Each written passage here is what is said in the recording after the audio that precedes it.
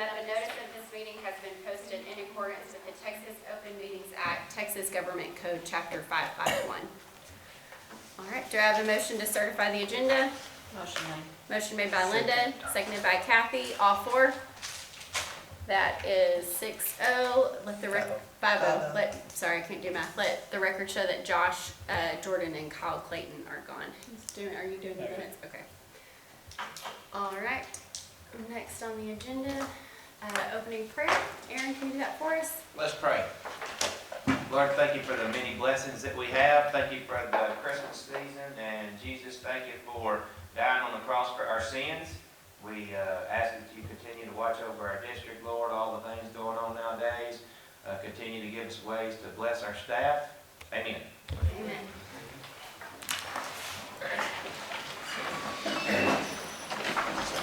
I pledge to the flag of the United States of America and to the republic for which it stands, one nation, under God, indivisible, with liberty and justice for all. Honor the Texas flag. I pledge allegiance to thee, Texas, one state, under God, one and indivisible.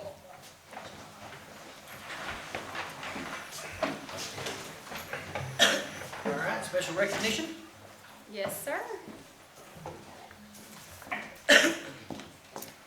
All right, very good. Well, honored to do some special recognitions of staff and teachers of the month for us here today. So I'm going to start tonight with our support staff. And our support staff for this month of December is Miss Amanda Donovan. If she will come forward, please.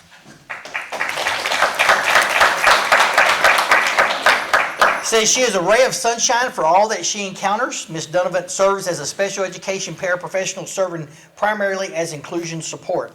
Teachers report that she is proactive and takes initiative while in the classroom, filling a need when she sees it. Amanda shows strength in establishing and maintaining rapport with all students at Mount Vernon Elementary School. Students trust her and are always open to her help and suggestions. She is bilingual, which is a strength, is helping in helping. Ms. Donovan happily serves at car duty each morning and in the cafeteria at lunch. A parent recently commented that Ms. Donovan is the first face we see every morning, and we are blessed to have her at drop-off. She is the perfect person for this position.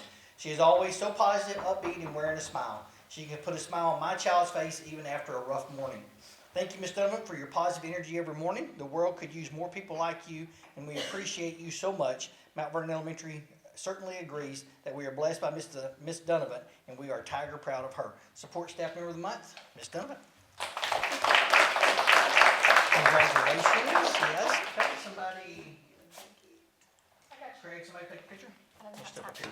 That's okay? No? Perfect. Congratulations. Yeah. You want to say anything? Thank you. You're welcome.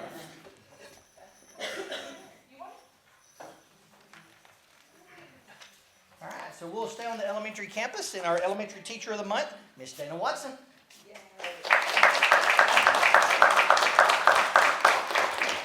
Congratulations. Thank you. This says, Dana Watson is an endless supply of creativity, enthusiasm, and servant leadership. She's willing to take an idea and run with it to make it happen. She recently took on the Veterans Day Assembly by teaching all students songs for the assembly and guiding our speakers so that they were poised and polished and ready to go so that our guest veterans felt honored. It was a heartwarming performance. Ms. Watson has stepped out of her comfort zone this year to serve on our Process Champions team for Capturing Kids' Hearts, lead a portion of a recent faculty meeting, and is fully implementing Capturing Kids' Heart in her art room. She is an expert at building relationships with all students at Mount Vernon Elementary School. She greets each student every morning with a huge smile as they enter the morning meeting. Students feel at ease in the art room, creating beautiful masterpieces. She is gearing up for our annual art show where each student will have at least one piece of art on display for parents. It will be an extravaganza for sure because Ms. Watson does everything with her whole heart. Ms. Watson is often the behind-the-scenes magic maker. At the beginning of the year, she created beautiful bulletin boards, and just this week surprised us with a beautiful Christmas tree to welcome students back from Thanksgiving break. Our elementary teacher of the month, Ms. Dana Watson.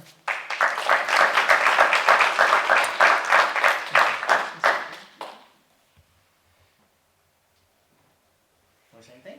Thank you very much. You're welcome. Next, we'll do our middle school teacher of the month, and that is Miss Michelle Dameron. Hey, don't leave, hang on just a second, wait, don't leave just a second. I want to take one more picture in just a second. If you got a couple more minutes. Congratulations. Says Miss Dameron is not just a teacher, she is a beacon of inspiration in our school community. Her lessons and activities are thoughtfully designed to challenge her students, fostering a love for learning that leaves a lasting impression long after they leave her classroom. In her class, every student is encouraged to reach their full potential. Ms. Dameron recognizes that each individual has unique strengths and abilities, and she tirelessly supports them in every aspect of their academic journey. Whether it's through personalized guidance or encouragement during tough moments, she is always there to lend a helping hand. Her classroom is more than just a space for learning. It's an inviting and safe haven where students feel valued and respected.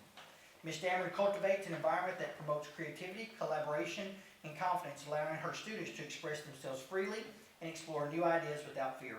Moreover, she embodies the qualities of a positive role model, demonstrating the importance of kindness, perseverance, and integrity. Her passion for teaching, her unwavering dedication to her students, inspire them to strive for excellence both academically and personally.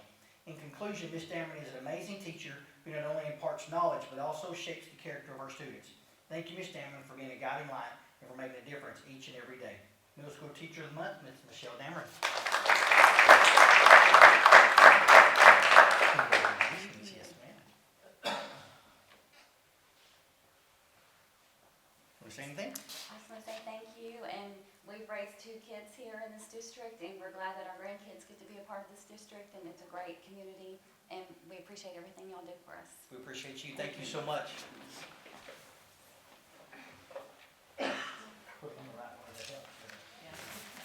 Makes it easier. All right, and finally, our high school teacher of the month, Mr. Michael Herrera.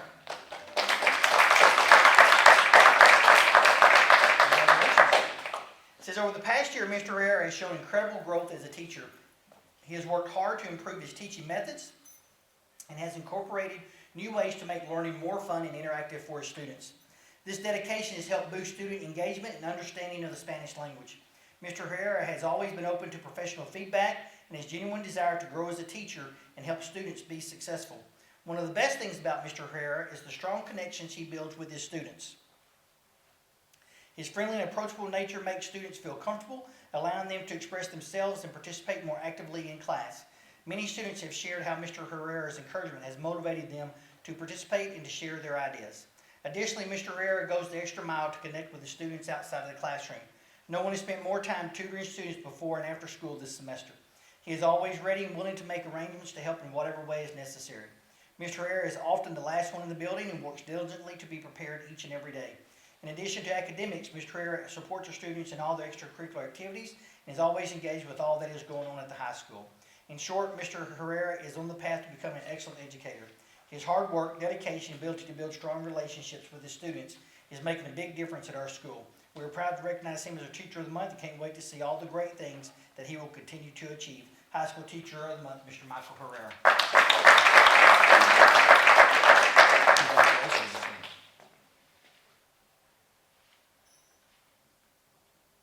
Very good. Now, if each one of you will come back up, we'll get one group picture. Hang on right here. Yes, ma'am. Yeah. Let's stand in front of this right here so we'll block that.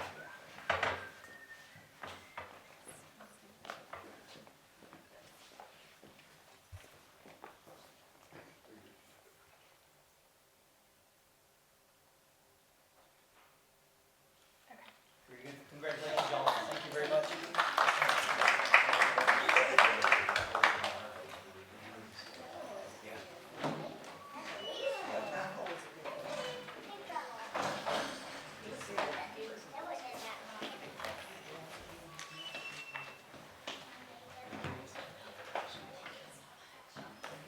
Thank you all. Congratulations. You have some enrollment. Yes, ma'am. Information items. As of December 2nd, our enrollment was down just a little bit to 1886. I know last week we enrolled 7 more, so that number's back up to 1593. And so we're kind of holding steady right there around the 1600 mark.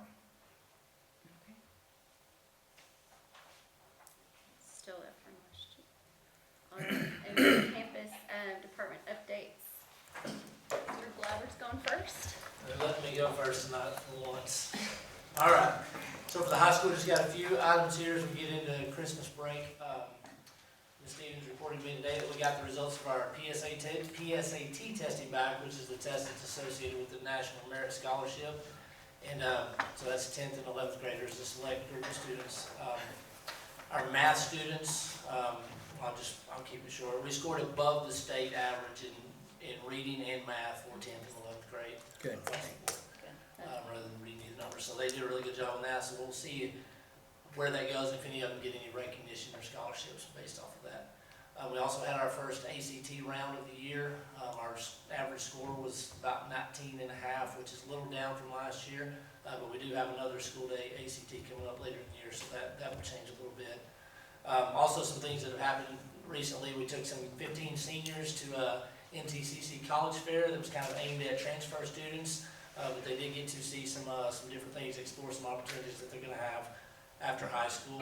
Also, Ms. Russell took 10 students over to Region 8 for something called Paving the Way, which Kathy was a part of, I'm told.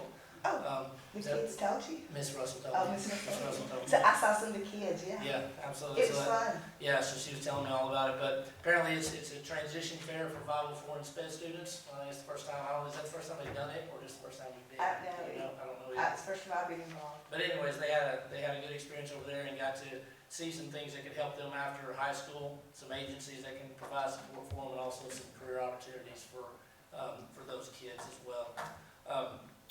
We have 9 students set to graduate in December, early graduation. That's by far more than we've ever had, and that's for a variety of different reasons. We'll get it. Some of them they need to, and some because they want to. We've got a couple that are going to be enlisted in the military, so that's all on track to happen in the next couple of weeks.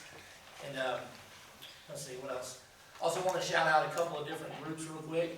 The first group is the Practicum of Business Management class, who has started a school store that they're calling MV Designs. So they've been doing screen printing and creating different things and selling it both to the staff, the community, as well as they sold some stuff to the elementary. They sold some stuff that we're going to use as Christmas gifts to the high school. I believe the sweater she's wearing was made by them. So they're doing a great job over there. That's something new that we're kind of going on. That's Miss Danielson's class. The other thing I wanted to mention is Miss Fitch, who's our biology teacher, has started, you probably don't even know this, that she started a Mount Vernon chorus where they're coming in the mornings at 7 o'clock, and they've got a couple of guitars, they've got a bass, they've got some vocalists, and so they're working on that, and they're going to be singing next week at Mount Vernon House. Mount Vernon House is right across the street. Yeah. So they're going to be doing that for Christmas next Wednesday, I think it's Wednesday. So just a couple of new groups on campus that are going on, and they're doing a great job. Also, we got the band Christmas concert tomorrow night, 5th through 12th grade, starting at 6:30, I believe. That's what I got. Thank you. Thank you. It's gonna be in the gym. Yeah, In the gym. elementary cafeteria, because they have a little bit of a stage. Somebody said Okay, really quickly, we have a lot going on. I just got a call from Ms. Hines. We have 83 of our kids doing UIL today, and we're in second place currently. We have Excellent. about 30, 45 minutes left, and we still have our one act play to perform, so we're hoping to take lead when we get done with that. So that's where we are on that. I did have 2 different school districts text me and say our kids were phenomenal today. Great. Probably the best behaved kids that they've Excellent. seen. And that one was from Winsboro. She said, this is really hard for me to say, but we had 2 cheerleaders that went to the Macy's Day Parade. They got to represent Mount Vernon, and that was really neat. There was pictures on our Facebook page if y'all didn't see that. Our basketball teams are doing well. As soon as I get done here, I'm leaving because we're playing Winsboro right now, and I need to go over there and watch them beat Winsboro. We have Deck the Halls tomorrow. It is a community event for our parents, our kiddos. Our teachers and parents have gone all out. We've wasted a lot of paper, so we're building relationships. So that's starts at 5 to 6:30, and then we have band after that. We're going to be giving away those cute little ornaments to all of our visitors, cookies for anybody that wants to come, and then just fun fellowship, Christmas music, that kind of stuff. So, and then we'll have the Tiger store open as well. We inherited all that stuff from our PTO, who kind of had to take a break this year, which is fine. Hopefully we'll get them rolling next year. Like I said, Thursday, our middle school when I play will perform at the elementary, and then they compete Monday for their district performance in Chisholm. We have our awards ceremony on the 19th, starting at 8, and it just is from 8 to 12 all the way through. I do want to brag on 3 of our employees. We had 2 that just completed. They graduate in December, actually in about 6 days. 2 aides that complete that. 1 will be ready to roll into a teaching position. The other one will be ready in the spring, and then we do have another one who will be graduating in the spring, and I hope to have positions for all 3 of them because they're amazing. And they're wanting to stay, so we need them to stay. Miss Barnes, she did her 4th through 8 test. I know she stepped in and is teaching a math class. She passed that, so she is now highly qualified to teach that 4th through 8 math.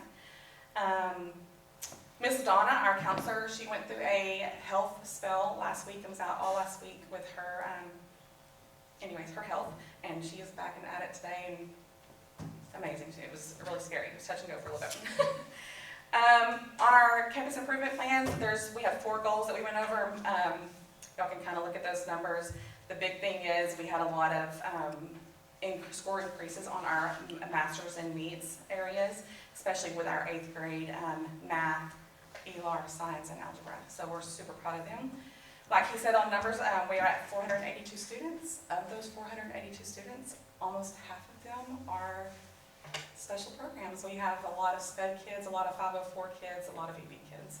I think we've had every student that we've had enrolled probably in the last month have had some additional letters behind their name when they've joined us. So that's definitely been something that we've focused on making progress towards. I know that with WIN, it's kind of a study hall class that we've added to our schedule, has really helped with our RTI. It's keeping us from having to pull students during core classes. And it's also allowing extra time for students who, because in 7th and 8th grade, you start seeing more extracurriculars and they're busy and swamped, and our teachers love homework, and homework is important because it drives curriculum, right? Anyway, so that extra time helps support them and gets them the help they need, not only academically, but also there's some emotional and social stuff going on in those classes too. So that's all I got. Any questions? Enjoy your audience. Thank Those you. are from our Miss Marker's classes, like the decals and the student office aides. Put those together for y'all. Excellent, thank you. Thank you. I'm surprised she failed to mention attendance because she's beat us the last 2 weeks. So I was trying to be, She's in the group. I responded all the other day, so congratulations to the middle school, and Mr. Watson said, I don't read any sarcasm into that. Absolutely not. So it seems like we were just here. Rotary Club presented all of our 3rd graders with 2 dictionaries. They got an English version and a Spanish version. And I'm telling you, our emergent bilingual students, they were beaming from ear to ear. They were so excited to have something Spanish in their hands, and they were sharing it with everybody. It was super sweet. 2nd graders went on a field trip to learn more about the government and the community. Our admin team hosted a thankful luncheon for our staff and district employees. We held our Christmas party last Wednesday. We had 95 in attendance, so I think that speaks volumes about how our culture is continuing to improve on our campus. And we were able to give away 65 prizes. Maybe they came for the prizes, or the free food helps. On Thursday, we were fortunate enough to be awarded 7 grants from the Education Foundation. So fun getting together, and we just really appreciate the teachers' efforts in writing those, and then of course the foundation for honoring those grants. I'd like to piggyback off what Mr. Glover said about the MV Designs class. Ms. Danielson is doing a fabulous job. If you ever need to order anything, they're your people. Their customer service is top notch. They sent I called her and said, we're kind of interested in doing this. She sent down some students, and they had some mock-ups for us immediately. Their customer service is top notch, and there's the products. They are super, super responsive. I'm very proud of that class. And Cade is in it, and he absolutely loves it. He's very excited about that class. We sent 44 students to compete in UIL today. Mrs. Udi served as our campus coordinator. Mrs. Newsom, one of our 2nd grade teachers, stepped up to drive the bus because we needed an additional bus driver. So complete team effort. If you need a bus driver, she's here. And I think we ended up finishing 4th overall. So we're proud of those kiddos. We're having a pod decorating contest. We need some judges for Thursday. If anyone's interested in judging, let us know. Kindergarten's going on a field trip on Wednesday. It was pre-scheduled because of a stormy weather or bad weather day. Thursday's our first Tiger Fiesta, so as part of our positive behavior supports, students earn dojo points, and then they can save those and buy the Tiger Fiesta. So we'll put them on buses, take them out to the airport, and they get to play fun games, and it's so they're learning how to save and spend and balance their wants and their needs. Mrs. Ballou's class, her high school future teachers class, will help facilitate all those games. Tuesday, we're giving away attendance prizes. Thursday, no, that's Tuesday. Then Wednesday, we're having our student awards. We're going to recognize some more kiddos. Of course, Christmas parties will be held on Wednesday and Thursday, so if you want to party, come on down. And then just to update you on Mrs. Long, our counselor, I'm sure that y'all are aware, or maybe you aren't, but she's moving over to join Mr. Watson's team as a art facilitator and diagnostician, and so we promise that we're going to do our due diligence to hire a great replacement. Mrs. Long means a whole lot to our campus and has done a great job, so she's leaving some really big shoes to fill. So we're committed to finding the perfect person, whether that's in 2 weeks or 2 months, whenever that happens. In the meantime, Mrs. Williams, Mrs. Dill, and I will be taking on some additional responsibilities, campus testing coordinator, things like that, and we're just going to make sure that our kids are taken care of. So that's it. Lots going on. Thank you. And construction update. You want to let Lou do his first? He is on. He just wants to unmute himself. Hey Lou, can you hear us? Can you hear me? Well, I can hear you now. Good evening, hope everyone is well. We'll start with the auditorium foyer area, which we call the Unit B area. We are texturing the walls and the ceilings, started last week and today. They should be done with that probably towards the end of this week. And then first of next week, we're going to start the wall tile in the restrooms. We also have a meeting tomorrow with the fire sprinkler subcontractor to get a game plan on how we're going to install a fire sprinkler inside the auditorium. So that's on the agenda here coming up soon. But that's what's going on in the foyer area. The middle school addition, which we call Unit A area, all the grate beams, concrete grate beams, as well as the retaining walls have been installed. I was just informed a while ago that we are moving up our slab board to this Thursday, so we should have a slab board by the end of the day Thursday, because I guess we're expecting rain on Friday. And the other thing is the structural steel will be delivered sometime this week and start the following or the third week of December. So that's the middle school edition update. The fine arts, cafeteria band area, obviously you got right outside the high school. The foundation pad is complete. We were trying to start piers last week, but due to the rain events, I believe we are starting that Wednesday or Thursday, starting drilling piers closer to the high school and going north. That is the Unit D in the area. And in the overall site plan, they installed the storm line on the south side of the high school and made their way north during the Thanksgiving break. So that was complete. And then we are about to start the storm underground line over near the middle school, which is just south of the playground going west. So that is an update on the construction. Any questions for Lou? Does anyone have anything? Do what now? I asked if they had any questions for you. Okay. Sounds good. I think we're good, Lou. We appreciate you. No problem. Y'all have a good evening. Thank you very much. I had asked Miss Marker and her students They put together a little construction update video for us that if you'll give your attention to the screen, you'll see a little bit what they did for us. That's the ticket booth on the football stadium. I think it was locked and they weren't able to get in it.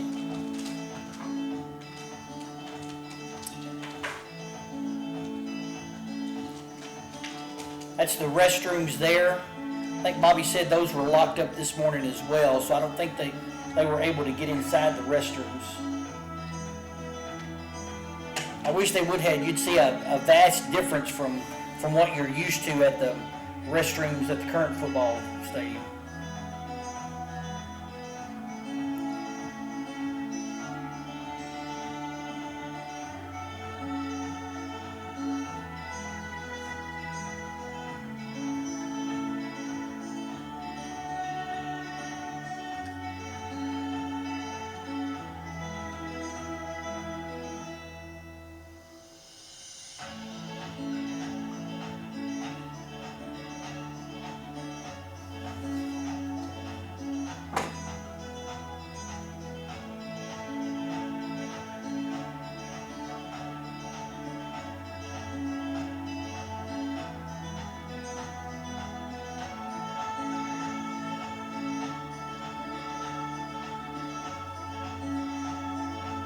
That's nice for me. What we want to do.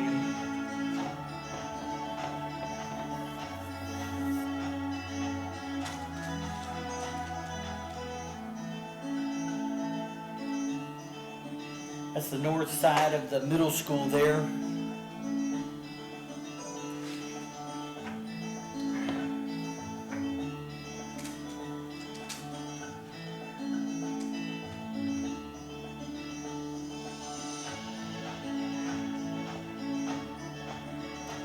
Of course, that's right outside the high school here.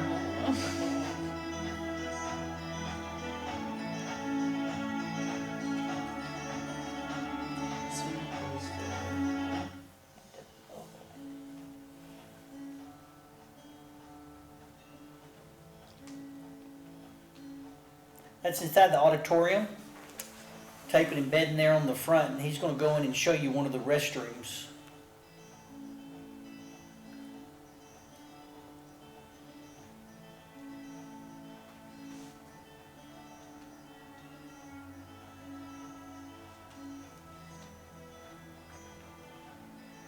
I wish he could have got inside there, but they had signs on it. I think they'd painted, so they asked no entrance.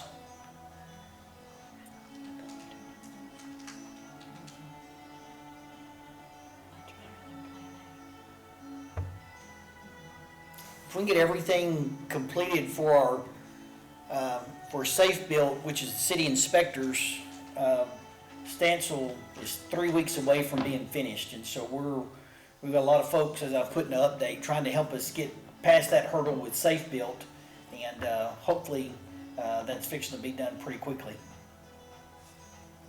We did, I don't think you'll see it in the video, just to the, well, you see part of it right there. You see we've had one of the metal containers, storage containers delivered. The other one was delivered today as well after that video was taken. So we have both storage containers out there for Mr. Ingram and the Ag students to begin moving things out of the Ag building to put in there to store of what won't go into the welding lab.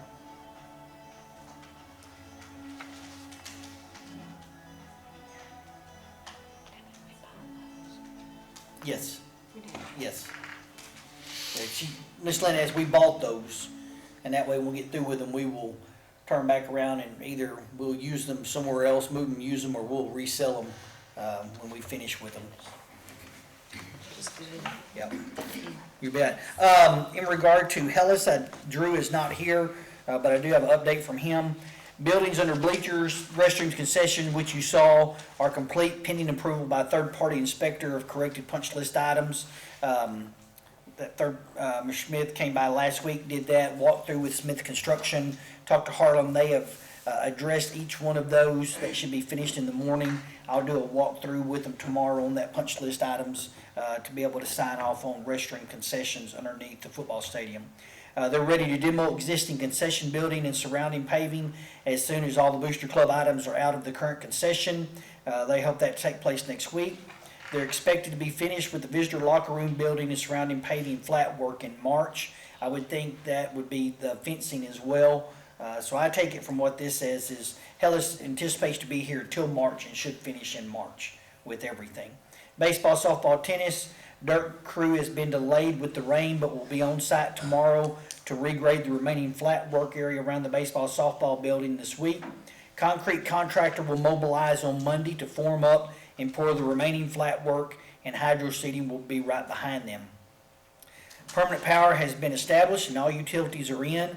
We will be testing the fixtures, appliances in the building this week. Non-concrete and non-padding related punch list items should all be complete pending approved by third-party inspector, corrected punch list items as well. And we'll have to do a final walkthrough on that as well, which we've not done yet. So that's kind of an update on all of our construction projects we have going right now. Any questions on any of those? Okay. All right. And then we are moving on for open forum. We do have one. You've seen this. Mr. Kevin Dutton with Linebarger Law Firm, here to speak about some express proceeds. This is a good one. Okay. All right. Do I need to read Ladies and this? gentlemen of the board, Mr. President, Dr. McCullough, my name's Kevin Dutton. I don't know if y'all remember me or not. I was here back during the spring, gave y'all a collection report on how we were doing on collections. This is going to be really fast. I talked to y'all a little bit at that thing about tax sales and that if people don't pay, eventually we end up having to sell their property. Well, sometimes these tax sales, we get more than the taxes that are owed to the entities. And so that money becomes excess proceeds that's deposited in the registry of the court at the district clerk's office. And it's held there for 2 years. People with an interest in it, whether it's the prior owner, lien holders, somebody that may have an interest in it, has 2 years to file with the court to get those excess proceeds to apply to their lien, or the actual owner is entitled to them, even though they didn't pay their taxes, they're entitled to it when we sell their property. If nobody claims that within 2 years, it becomes the property of the entities. And it's divided out based on the amount of taxes that was owed on that property. Your percentage of those taxes, you get that percentage. And I have 2 checks for y'all. We do monitor that so that at the end of 2 years, we file a motion and we get the court to issue us checks, and then we divide it because we represent all the entities, we cut checks to them. One of the checks is only $575. The other one's $16,809. The good thing about this is this is not earmarked for any particular use and can be Give it to him. used however y'all need it. Well, thank you very much. No Thank you very problem. much. Thank you. That is And if fantastic. y'all don't have any questions, I'm gonna ask permission to leave and be on my way. Kevin, thank you so much. We appreciate you No coming and problem. sharing that with us tonight. Thank you for It's doing. very good seeing all of y'all again, and I look forward to bringing y'all some more. We like We like visits like that. that. Thank you very much. Y'all have a good evening. Thank you, Kevin. All right. I like that. That's right. Okay. Now we'll move on to consider approval of consent agenda. Do I have a motion to approve the consent agenda? I'll make the motion. Do I have a second? Or Aaron makes the motion, I'll second it, all 4? Got 5-0. Count right this time. All right. In action items, we have 1, consider approval of the 2024-2025 campus and district improvement plans. We'll be presenting on those. Mr. Glover, going first again? Yes, ma'am. All right, so we're going to hit a few highlights from the high school campus improvement plan.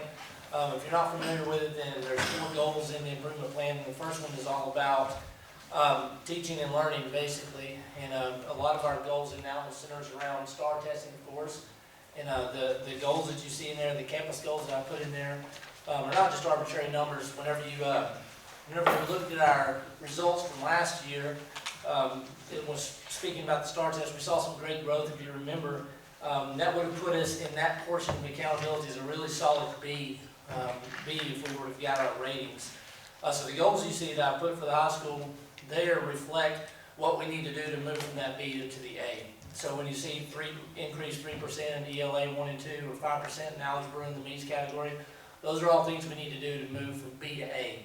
And it's certainly something that's attainable if we continue the trajectory that we've had recently. We have some strategies in there and to accomplish that, of course, the number one thing is putting great teachers in the classroom in front of kids. That's the number one thing that we have to continue to do. And we do have really good people in those positions that are teaching those star level classes, and we need to find a way to continue to have them in there. So I'm very, very grateful for those that are in the Algebra 1 and the English 1 and the English 2 and not that we're not grateful for everybody, we are, but those people have an extra burden to carry, as some of you know. So you can see in there some of the things outside of that we're doing, but again, the number one thing is keeping those good teachers in those classrooms to keep that positive momentum going. All right, there's a piece in there, just highlighting a few things that we're really focusing on this year is in the world of CTE and CCMR specifically. They keep changing the rules to the CCMR game, and one of the things that they keep changing is how IBCs, industry-based certifications, are calculated for us. And to make the long and short of it, they keep changing which IBCs count and how they count. And now we're to the point where kids in a CTE program, they have to become what's called a completer in order for their IBC to count. So the completer is they have to take 3 or more courses for 4 or more credits within a certain program of study and gain an IBC within that particular area. And it's kind of been a situation where, you know, they're kind of rolling it out step by step, but by next, not the graduating class of 2025, but the graduating class of 2026, we'll have to meet all of those criteria that I just mentioned in order for us to keep getting credit for those things. So I say all that to say that you'll probably hear, you might at some point hear, well, they're not letting us change pathways, or they're not making us stay in certain courses, and that is partially true, and it's partially for the reason I just mentioned, because the game that we have to play now, we have to keep kids in this pathway that they're in order for them to get to the point where we can get credit for them for accountability purposes. So a lot of times we have to weigh, and I say we, myself, Ms. Wilkins as the CT director, you know, what's best for the student versus getting the point. So we have these debates all the time, but the long and short of it is that continues to change. So Ms. Wilkins has worked really hard, and as part of, when I get back to the plan, part of the plan is she's worked really hard to align the programs of study in CTE world with where those IBCs should be taken and obtained in order to meet all the criteria that I just mentioned. So I know that's a lot of words and doesn't mean a lot to people who haven't heard it before, but it's a big deal, and they keep changing the percentage that CCMR weights in our accountability, so it is an important piece of what we're doing here, and we have to continue to look at it. Just for some stats, we did last year, we had over 70% of our graduating seniors meet the IBC certification, so they had a certification at some point. Now, this current group of seniors will probably go down a little bit because they've changed the ones that count again. So we leave the goal at 70%, and that's what we'll continue to work back towards. A couple of other goals in the area of teaching and learning. Still a campus goal to increase student engagement in the classrooms, and then attendance is mentioned in there as a goal as well. I believe our attendance rate for this school year is just a shade above 94%, a solid 3rd place among campuses. That's not bad for us. And I'm tired of getting the emails, I'll be honest with you. I really am. We are going to celebrate you. I know. Not everyone's gonna actually win, but we do want to, and spring is obviously even more difficult than fall. So we're looking at some ways to try to help with that. We're going to bring back semester exams in the fall with exemptions tied to attendance. I'm sorry, spring with exemptions tied to attendance. So I'll be rolling that out in the near future. So I don't know, that'll help a little bit, at least in the craziness of the last few weeks of school. So we'll see how that goes. Jumping down to goal 2, this is about involving parents in their education, and you know, this is all about just communication with parents, and I'm trying to get better at using the parent square to push out information. I know the middle school and elementary are experts at it because I have kids at both campuses and my phone just dings, dings, dings all the time. And when we say that, we think, let's send this to Yes. Glover specifically. And I appreciate that. So we're going to continue to try to get up to speed at the high school on communicating through Parent Square, and of course we use other avenues as well. The goal about involving the community, I think this is something that we're relatively strong at. You know, we have partnerships with the Rotary for the academic banquet, Student of the Month, Leaders of Tomorrow, Mount Vernon Cares, through NTCC with CIS. You know, they're in the middle of doing their Christmas store for our students, so we have partnerships there. And then the go forward is talking about effective and efficient facilities, and of course, safety and security is that the top priority there. Really grateful for all that's going on with construction and the bond and all the changes that are being made there, because that's going to make this place so much safer. Now we got to get through the year and a half of, you know, we call it turmoil there, but it is a construction challenges, but we continue to work with JP and our other SROs to make sure that the things that we're doing here are keeping our students as safe as possible, and I think we're doing a pretty good job of that. And then on the technology end, this year we have integrated true one-to-one Chromebooks for our students. In other words, they have, they have their device, they take it home with them, they bring it to school each day. I really thought that was going to be a mess, for lack of a better word, but it has not been. It's actually been really good. I haven't heard, for the most part, it's been a really good thing for the school and the students, and very, very few problems on that end, so I'm happy with how that's turned out. Great idea, Terry. Good job. Yeah. Thanks for going. So that's the highlights of my campus plan. Any other questions? All right. Thank you very much. Appreciate it. So this is the first time I've done this, and I've already kind of went over mine, but if y'all need to hear it again, absolutely, for the most part.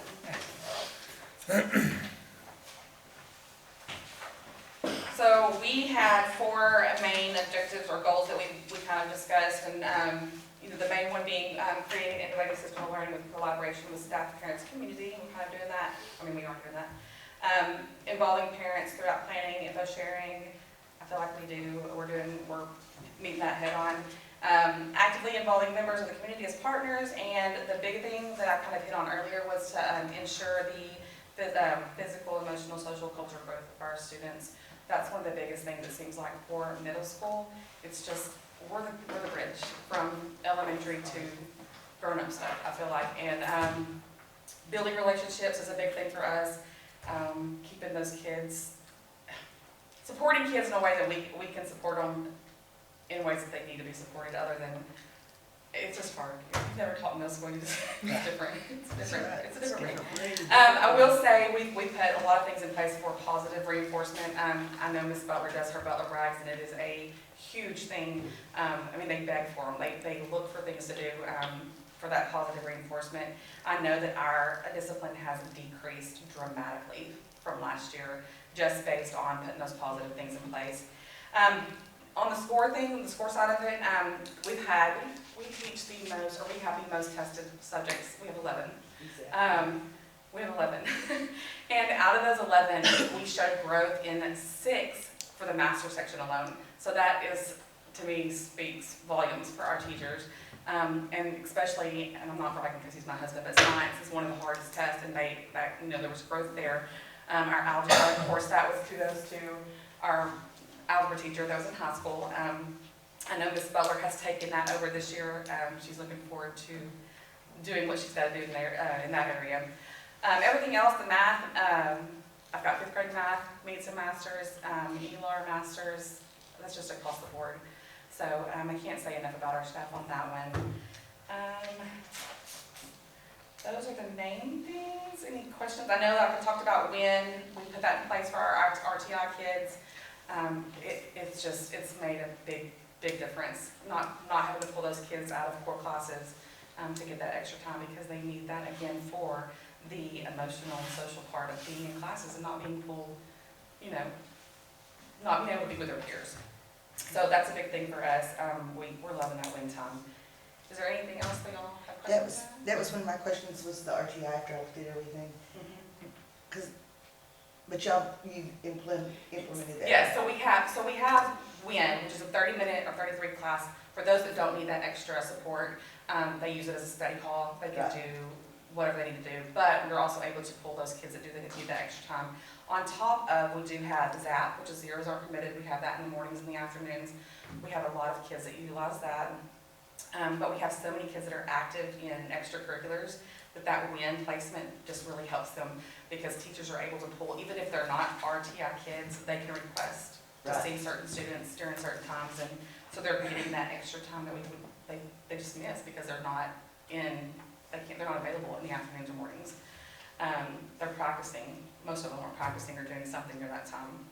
And I will say the coaches have been very supportive. If there's kids that we need, come get them. They can't do sports if they're not doing academics, Okay, so. I have another dumb question, and I should know the answer right now. Do y'all have interventionists for 7th and 8th grade? So we have one interventionist for our entire campus. Yes, we have, For four grades? 4 grades. We've had that for, I don't know how many years. I know Leslie Butler was our interventionist recently, and Carrie Barnes has moved into that position. She does 5th, 6th, 7th, and 8th grade math and reading. So Plus, what else? Does she do something else? she's also taken on an additional math class, 7th grade math class due to our numbers. So she teaches one of those classes, 8th period, along with a multitude of many side jobs. She's a cheer coach and she's amazing. But I will say, and I will brag on all of our elected teachers. They have stepped in and have taken on cross-curricular teaching. They are doing a lot of spending time on IXL, allowing kids 15, 20 minutes before class to get some additional support. They're teaching it, they're putting it in their lessons. I know Coach Marker does a lot of math stuff that she integrates into her technology classes. I know that our sports marketing and all that stuff, they find ways to integrate what we're learning in our core classes that are tested.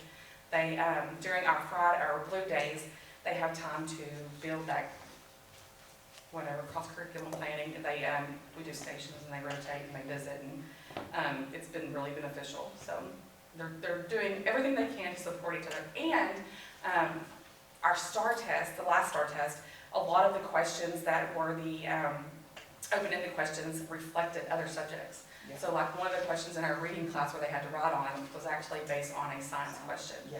So they're taking that information and really integrating it in all of the classes. So they've done an amazing job on that. So, and they want to have each other. So it's good stuff. Well, you know, I will ask questions about you. That's all I know. So if you ask me questions and give me another intervention, that'd be great. Hey, you see what I wrote?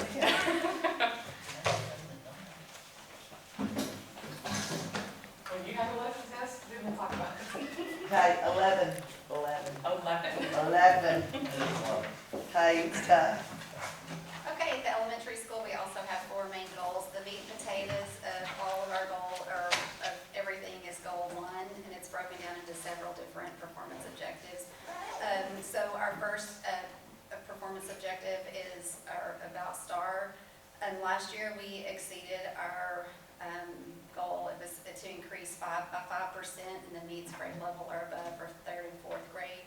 So we did really well there. So we changed it this year. So we're looking at a focus of needs grade level to 68% for all of 3rd and 4th grade reading, and then 70% for all of 3rd and 4th grade math. So that's not, we care about approaches, but we really want the kids where they're supposed to be on grade level. So we're looking at needs or masters. And so that's a stretch, but we're going to keep on, we're going to try. And we want to, another one of our performance objectives is to maintain that level A rating where we would have been had the results been, or the gradings, accountability ratings been released for this year. So we really knocked it out of the water last year. And Dr. McCullough and I have talked, when you're here, there's a lot of pressure and a lot of stress of keeping it here. And so we added a new strategy under goal 1, we added a new performance objective, 5 under goal 1.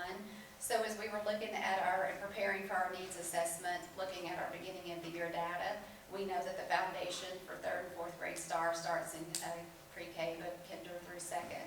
And so looking at our 3 data points that we have for beginning of the year data, our M-class, our BAS assessments, and our ISIPs, we were 60% below grade level for K2. And that has a lot to do with our changing demographics, our kiddos, our class sizes, and so that's really going to be a focus. We can't wait for the kiddos to get to 3rd grade to catch them up and to do well on STAR. It's too much pressure. It's not fair to kids. So we're really focusing here. If we look at our current class size averages, So if you take out bilingual, because if you leave the bilingual teachers in there, that really skews your data, because we only have certain children that we can put in those bilingual classes. For instance, our pre-K class only has 7 students, but that's all. We couldn't go and get more kids and put in there. We have to enroll our emergent bilinguals in that class. So we're taking out pre-K, or we're taking out bilingual. We're just looking at gen ed. So pre-K, our average class size is 18. Kindergarten is 20. First grade is 17. Second grade 19. Third grade reading is 18 and 21 for math, because our third grade bilingual kiddos have to be instructed in English. So they push into 3 math classes. So that bumps them up to 21 during math time. And at 4th grade, we're currently at 20 for our average class size. So we know that Mount Vernon historically has really placed a lot of value in keeping those class sizes small, and we really feel like that's how you meet individual students' needs. I mentioned earlier in the year, our demographics are changing quite a bit. We doubled our at-risk population. We have over 200 in our RTI process that are receiving intervention.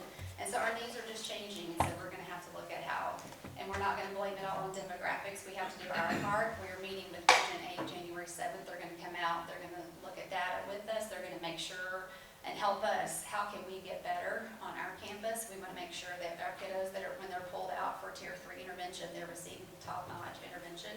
But we also know that you can't out-intervene the Tier 1 solid instruction, so that's what we've got to look to see. If we need to shore up anything, how we compare across the region, K2, you know, this could just be, I know that we're really feeling the effects of post-COVID kiddos in this age group. So we can't use that as an excuse, and we're not going to. We just have to dig deep and figure out how to best meet the needs of our students. But our strategy would be to reduce class sizes. We would love to be able to hire an additional teacher per grade level in order to make those class sizes smaller so that we can meet the needs of our kids. And that's asking for a whole lot of money, and that's finding certified teachers that are qualified. But we're committed to doing so if given the opportunity. However, with all that brings on a new set of problems, because on our campus with 642 kids, we currently have 1 room available on our campus, and that room is being used as a small group. Like when we're doing small group testing, they pull to that group or to that classroom. We have another classroom where we have 2 sped teachers sharing a classroom. We have no space. There's no room at the end at Mount Vernon Elementary. So we're going to have to be creative and forward-thinking and problem solvers to figure out the situation. But we've got to do something, because 60% below grade level is not okay. So that was strategy, or performance objective number 5 is a big focus for us. Let's see. Strategy 3, I mentioned that we're going to be working with Region 8, and then just looking to see how we can shore up that instruction. And another part of goal 1 is our attendance. Our goal was 96%. From last year was 95%. We're holding steady at 96% each week. We're trying to do we want to do better than 96%, but we have increased from last year. The surprise itself, our teachers really, we have a system in place with the administration. We don't want any child not being at school and us not know where they are or why they're not there. And so if they've missed 2 days in a row, one of the administrators is calling, finding out what can we, not to get them in trouble, but what can we do to help to get your kiddo to school? What supports do you need? And I think that's really helped this year. Let's see. We're going to continue to build that positive school culture. Based upon, and I think Mr. Glover said, we want to keep the teachers that we have. Our retention rate increased last year. I would love to hire no new teachers except the ones that we get to add. But in our campus needs assessment, it did come up as the mental health of teachers, and that's not just to Mount, or just something specific, I guess, to Mount Vernon Elementary. It's across the nation, but we want to make sure that we're taking care of our staff, and we're putting out a survey this week just to kind of see where they are, what we need to do to make their experience better. And like I said, we want to keep all the good ones that we have. All of our staff is fabulous. We want to keep them all. They did mention that they're stressed. There's a lot of pressure. The larger class sizes, the needs of our students, and it's a big job. It's a calling. It's a big job. And so one thing that we would like to do, we've incorporated into one of our strategies, is to create a space where teachers can come. And, you know, if it's during their planning time and they want to sit down together and plan outside of their classroom, just some people refer to it as a Zen den or a mental health room, just some place where they can come and they can relax, have those conversations that they need to, but not in a sterile environment. So that's something else that we would like to do. Again, space is limited, so I'm not quite sure how that can look, but we may have to do something to a workroom or something, but we're committed to making sure that we're taking care of our teachers. Let's see, goal 3, objective 2 is partnering with community members and district employees, and under that, our strategy was to implement Capturing Kids' Hearts this year, and boy, has it made a difference on our campus. I think all of our kids feel valued and loved, and we do good things every morning in every class. They're launched off into their afternoon to go home. So we're trying really hard to take care of our kids and let them know that they're loved and that school is a safe place for them. If we don't have that, we're not gonna see any results. So we want them to come to school, love to be at school, so they can grow and be nurtured. Let's see. One of our under goal 2, community and family engagement. That's been a big focus for us. I want every parent to feel comfortable walking through the doors of our school and to feel like they're wanted there. So we've tried to do different things this year. We've done coffee with the principals. We'll do that again in January. And just to make sure that we're always communicating with our parents, I do my weekly newsletter to our parents just so they're in the loop. And an area of improvement for us is to continue to translate everything that we send home, because our population is growing and they need to be able to read things in their native language. I think that is everything. Any questions? Thank you. You're welcome. Appreciate it. All 3. Thank you, principals. In regard to the district improvement plan, just a couple updates. I'm going to reiterate some of what Chandra had put in last year as well. As you know, we still don't have accountability ratings because of the lawsuit that is still currently in the second lawsuit that's against TEA. So as you heard, campuses are using STAR student results to guide their campus plans, their campus goals right now. We're continuing to move forward, as you heard, with instructional strategies that we've currently had in place. We are continuing to focus on student performance and increasing student growth. Overall, on some different campuses, you heard some different numbers according to subjects, but overall as a district by 3% on applicable STAR assessments with a growth measure in our subpopulations of students as well. As you heard also in regard to attendance rate, overall as a district, we had it set at 97, and we talked about that as not being something that's really attainable these days, as we've seen. So we've backed that down to 95.5% with an overall dropout rate of less than 1.5%. Excuse me. Also heard principals talk about discipline and the decrease in discipline infractions. We also have in our district plan of a decrease of discipline infractions by 3%. And as you hear, that is taking place on each of the campuses as well. And also in regard, you heard on campuses as well as the district, is our safety. We've done several things. Of course, part of that is now we have 3 officers on staff. We continue to increase our safety with our safety grants that we've received. We have completed the film on the windows. We'll continue to work on the fencing. We've continued to take care of our service of our strategic panic alert badges. And as we continue through our construction, that'll improve our security stance as well. So that's kind of a quick update in regard to the district improvement plan. The plans themselves are a part of your board packet. Do you have any specific questions in regard to district or campus plans? If not, I'd recommend the board approve those as presented. Okay. Any questions first? All right, do I have a motion to approve the improvement plans as presented? Motion made. Motion made by Linda. Do I have a second? Seconded by Aaron. All 4? 5-0. Thank you all very much. Okay. All right. It is now 6:15, and we will convene to closed session for personnel matters pursuant to Texas Government Code Section 551.074, and to address legal concerns, implications, or questions regarding the posted agenda items pursuant to Texas Government Code Section 551.071. 7:51 PM, we are reconvening into open session. Dr. McCullough, do you have a personnel report for us? I have no professional contracts to recommend at this time. I do have 2 resignations. One is Willow Bernal, high school English teacher, and Cassie Silman, special services. It is 7:51 PM. This meeting is adjourned.